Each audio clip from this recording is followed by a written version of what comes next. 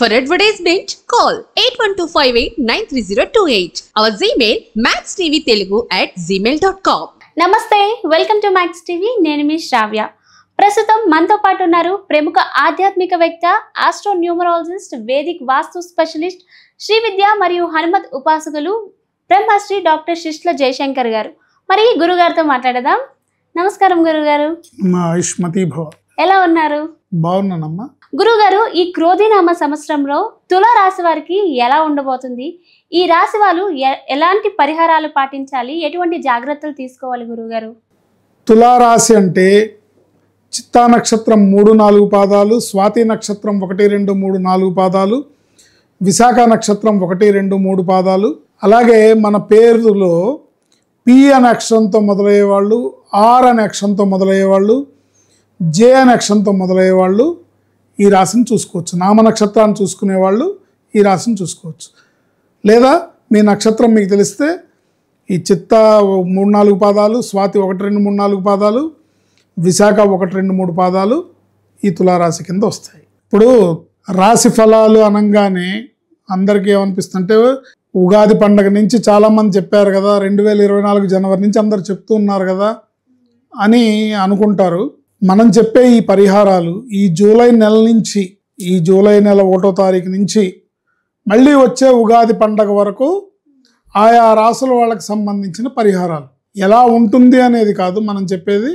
ఏం చేస్తే వాళ్ళు వాళ్ళ కష్టం నుంచి బయటపడతారు, ఏం చేస్తే వాళ్ళు వాళ్ళ ఇబ్బందుల నుంచి బయటపడతారు, ఏం చేస్తే వాళ్ళు గ్రహదోషాల నుంచి బయటపడతారు అనేది మనం చెప్పుకుంటున్నాం. సో ఇకపోతే ఈ తులారాశి వాళ్ళకి ఈ సంవత్సరం అంతా, ఈ క్రోధినామ సంవత్సరం అంతా కూడా సాధారణంగా ఉంటుంది. అంటే బాగలేదు అని అనలేము, ఆహా ఓహో అని బాగుంటుందని అనలేము, సాధారణంగా నడుస్తుంది. ఈ తులారాశిలో పుట్టిన విద్యార్థులు కానీ, అంటే 10వ తరగతి చదువుతున్న వాళ్ళైనా, ఇంటర్మీడియట్ చదువుతున్న వాళ్ళైనా, డిగ్రీ వాళ్ళైనా, మాస్టర్స్ చేస్తున్న వాళ్ళైనా, ఇక్కడున్న విదేశాల్లో ఉన్న ఎక్కడైనా సరే విద్యార్థులందరూ కూడా దక్షిణామూర్తి శ్లోకాన్ని, దక్షిణామూర్తి ధ్యానాన్ని, దక్షిణామూర్తికి నమస్కరించడము వీళ్ళకి ఉత్తమ ఫలితాలను ఇస్తుంది. తప్పకుండా ఈ రాశిలో ఉన్న విద్యార్థులందరూ కూడా దక్షిణామూర్తి స్వామిని ధ్యానం చేసుకోవాలి. ఎలా? గురవే సర్వలోకానాం భిషజే భవరోగిణాం నిధయే సర్వ విద్యానాం శ్రీ దక్షిణామూర్తయే నమః. ఈ శ్లోకాన్ని కనీసం రోజుకి 12 సార్లు కానీ 21 సార్లు కానీ చదువుకోవాలి. గురవే సర్వలోకానాం భిషజే భవరోగిణాం నిధయే సర్వ విద్యానాం శ్రీ దక్షిణామూర్తయే నమః. విద్యార్థులందరూ కూడా ఈ శ్లోకాన్ని చదువుకోవాలి. తర్వాత విద్యార్థులు కాకుండా నెక్స్ట్ ఎవరు ఉంటారు? ఉద్యోగస్తులు, వ్యాపారస్తులు. ఏ రాశిలో వాళ్ళైనా ఉద్యోగస్తులు ఉంటారు, వ్యాపారస్తులు ఉంటారు. ఈ రాశిలో ఉండే ఉద్యోగస్తులు, వ్యాపారస్తులు లేదా మహిళలు, గృహిణులు ఎవరైనా సరే తప్పనిసరిగా మీ ఇంటికి దగ్గరలో ఉన్న దేవాలయానికి ప్రతిరోజు, ముఖ్యంగా ఏదైనా ముఖ్యమైన పనుల మీద వెళ్ళేటప్పుడు ఆ దేవాలయానికి వెళ్ళి అక్కడ ఉన్న దేవుడికి నమస్కరించడం అనేది అలవాటు చేసుకోవాలి. ఇది మీకు చాలా రకాలుగా ఉపకరిస్తుంది. ఇంట్లోంచి బయలుదేరంగానే డైరెక్ట్ ఆ దేవాలయానికి వెళ్ళి ఆ దేవాలయంలో దేవుణ్ణి దర్శించుకొని నమస్కారం చేసుకొని, స్వామి నేను ఈ పని మీద వెళ్తున్నాను, నన్ను అనుగ్రహించు అని దండం పెట్టుకోవాలి.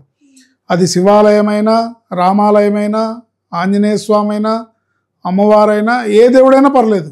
మీ ఇంటికి దగ్గరలో ఉన్న దేవాలయానికి వెళ్ళి ఆ దేవుడికి నమస్కరించి మీరు మీ పనుల మీద వెళ్ళడం అనేది మీకు విజయాన్ని ఇస్తుంది. ఈ విషయాన్ని బాగా అలవాటు చేసుకోవాలి. మనకు జనరల్గా అలవాటు ఉండదు, లేచిన దగ్గర నుంచి పరిగెడుతూ ఉంటాను, ట్రాఫిక్లో ఎక్కువ టైం తీసుకుంటుంది కదా, అందుకని ఆఫీస్ టైం అవుతుందని పరిగెడతాం. ఒక్క 5 నిమిషాలు దేవాలయానికి ఒక్క నమస్కారం, ఒక్క ప్రదక్షిణ మిమ్మల్ని అనేక రకాలుగా కాపాడుతుంది. ఇప్పుడు గ్రహస్థితి బాలేక హడావుడిగా వెళ్తూ ఎక్కడో బండి స్కిడ్ అయి పడి ప్రమాదం కొని తెచ్చుకునే కన్నా ఇంట్లోంచి బయలుదేరి ఇంట్లో పూజా పునస్కారం చేసుకునే వాళ్ళు ఓకే, దేవుడికి దండం పెట్టుకుంటాం ఇంట్లో. అలా ఇంట్లో పెద్దగా పూజా పునస్కారం చేయని వాళ్ళు దగ్గరలో ఉన్న, మీకు దారిలో ఉన్న, మీరు మళ్ళీ ప్రత్యేకంగా ఎక్కడికి వెళ్ళమని చెప్పట్లా, ఫలానా గుడికి వెళ్ళమని చెప్పట్లా. మీ ఇంటి నుంచి మీ వ్యాపార సంస్థకు కానీ, మీ ఆఫీసుకి కానీ, మీ షాపుకి కానీ మీరు వెళ్ళే ప్రాసెస్లో దారిలో ఉన్న దేవాలయం, అది కూడా మీరు బండి ఆపడానికి అనుకూలంగా లెఫ్ట్ సైడ్లో ఉంటే అట్లా 1 నిమిషం ఆపి లోపలికి వెళ్ళి దండం పెట్టుకొని వెళ్ళేటట్టుగా వెళ్తే అనేక రకాలుగా ఇబ్బందుల నుంచి, కష్టాల నుంచి, ఆపదల నుంచి బయటపడతారు.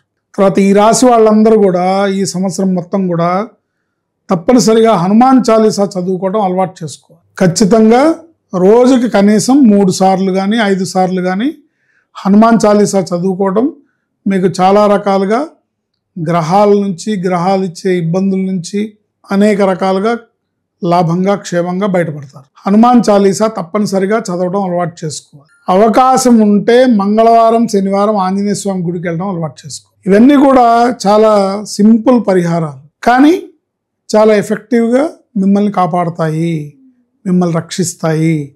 ఈ విషయాన్ని మనం తెలుసుకోవాలి. వీలున్నంత వరకు హనుమాన్ చాలీసా ప్రతిరోజు, లేదండి నాకు అలవాటు ఉంది హనుమాన్ చాలీసా నేను ప్రతిరోజు కంపల్సరీ చదువుతున్నాను అంటే గనక వెరీ గుడ్, చదవండి. ఇంకో 3 సార్లు చదవడానికి ట్రై చేయండి, లేదా 5 సార్లు మీకు అవకాశం ఉంటే 5 సార్లు చదవడానికి ట్రై చేయండి. ఇంకా సమయం ఉంటే 11 సార్లు చదివితే ఉత్తమం. ఖచ్చితంగా ఆంజనేయ స్వామి దగ్గర నుండి మిమ్మల్ని కాపాడతాడు. మీరు 11 సార్లు హనుమాన్ చాలీసా చదివితే ప్రతిరోజు కష్టం అనేది మీ కాంపౌండ్లోకి రాకుండా కాపాడతాడు. అంత నమ్మదగిన దేవుడు ఆంజనేయ స్వామి. ఇంకా వ్యాపారం చేసేవాళ్ళు, ఆర్థిక పురోభివృద్ధి కావాలనుకునేవాళ్ళు, మాకు డబ్బులు బాగా సరిపోవట్లేదండి, ఆదాయం బాగా రావాలి, ఆర్థిక పురోభివృద్ధి కావాలనుకునేవాళ్ళు, బిజినెస్లో ఇబ్బందులు, బిజినెస్లో నష్టాలు రాకుండా ఉండాలి అని అంటే ఎందుకు రాకుండా ఉండాలంటే వచ్చే సూచనలు ఈ రాశి వారికి ఉన్నాయని అర్థం.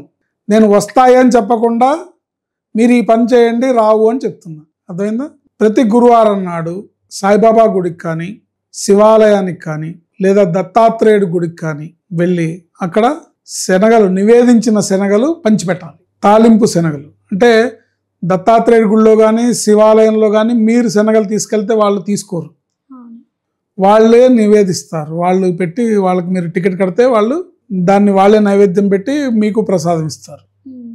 కానీ షిరిడి సాయిబాబా గుడికి వెళ్తే మటుకు మీరు తీసుకెళ్ళచ్చు ఇంట్లో చేసి. ఇంట్లో మీరు కొంచెం శుచి శుభ్రతగా మడితో కొంచెం ఎటువంటి ఇవి కలవకుండా మంచిగా స్నానం చేయగానే చక్కగా పొయ్యేది కడిగి ఈ తాలింపు శనగల్ని ఇంట్లో తయారు చేసి భక్తిగా బాబా గుడికి తీసుకెళ్ళి 1.5 కిలోన్నర శనగలు బాబా గుడికి తీసుకెళ్ళి అక్కడ పంతులు గారికి ఇస్తే ఆయన నైవేద్యం పెడతాడు. పెట్టి ఏం చేస్తాడు, కొన్ని శనగలు అక్కడ బాబా గారి దగ్గర పెట్టి మిగతావి మీకు ఇస్తాడు. మనం ఏం చేయాలి, వాటిని మనం ఇంటికి తీసుకొచ్చుకోకుండా ప్రసాదంగా మనం కొంచెం తిని అక్కడ పంచిపెట్టాలి. ఇంకా మాకు స్తోమత ఉంది, మేము ఇంకా చేయగలుగుతాము, మా సమస్య ఇంకొంచెం పెద్దగా ఉంది, ఈ శనగలతోనే మా సమస్య తీరదేమో అని మీరు అనుకుంటే, మీకు ఆర్థిక పరిస్థితి అనుకూలిస్తే లడ్డూలు, బూందీ లడ్డూలు పంచిపెట్టచ్చు. డబ్బులుంటే బూందీ లడ్డూలు పంచిపెట్టచ్చు. ఇంకా డబ్బులుంటే అన్నదానం చేయొచ్చు. ఈ మూడిట్లో ఏది చేసినా కూడా ఫలితం బాగుంటుంది. మీ ఆర్థిక స్తోమతను బట్టి, అంటే గురువుగారు అన్నదానం చేయమన్నారు, మా దగ్గర డబ్బులు ఎక్కడ ఉన్నాయండి అని అనకుండా మీకు 3 ఆప్షన్స్ ఇచ్చాను. ఈ 3 ఆప్షన్స్లో మీరు ఏది చేసినా కూడా ఈ సంవత్సరం అంతా కూడా, ఇప్పుడు మీది వ్యాపారం ఏ స్థాయిలో ఉందో ఆ స్థాయిని బట్టి మీ పాకెట్ ఎంతవరకు పర్మిట్ చేసిందో అంతవరకు శనగల నైవేద్యం పెట్టండి, లేదా లడ్డూలు పంచి పెట్టండి, లేదా అన్నదానం చేయండి. ఇవి చేసుకుంటే ఈ సంవత్సరం అంతా కూడా ఈ తులారాశి వాళ్ళు చాలా అద్భుతమైన విజయాలతో ముందుకు వెళ్తారు. గ్రహస్థితి ప్రకారం ఏర్పడే ఇబ్బందులు, విద్యార్థులకి విద్యలో ఆటంకాలు, ఉద్యోగస్తులకి ఉద్యోగంలో ఆటంకాలు, గృహిణులకి ఆరోగ్యపరంగా ఇబ్బందులు, వ్యాపారస్తులకి వ్యాపారంలో నష్టాలు రాకుండా చక్కగా అనుకూలమైన జీవితాన్ని, అనుకూలమైన దశని, అనుకూలమైన పరిస్థితుల్ని పొందగలుగుతారు. చాలా బాగా చెప్పారు గురువు గారు, ధన్యవాదాలు. ఆయుష్మతి భవ.